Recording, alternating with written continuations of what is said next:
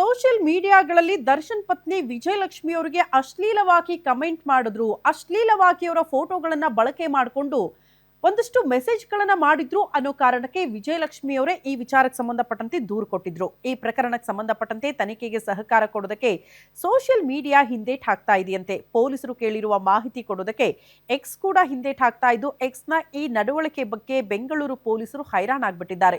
Facebook ಮತ್ತು Instagram ಸಂಸ್ಥೆಯಿಂದ ಮಾತ್ರ ಮಾಹಿತಿ ಸಿಕ್ಕಿದ್ದು, ಯಾವುದೇ ಮಾಹಿತಿ ಕೊಡೋದಕ್ಕೆ ಎಕ್ಸ್ ಮುಂದಾಗ್ತಾ ಇಲ್ವಂತೆ. ಎಕ್ಸ್ಗೆ ಬಿಸಿ ಮುಟ್ಟಿಸಬೇಕು ಅಂತ ಬೆಂಗಳೂರು ಪೊಲೀಸರು ಸಿದ್ಧತೆ ಮಾಡ್ಕೊಳ್ತಿದ್ದಾರಂತೆ.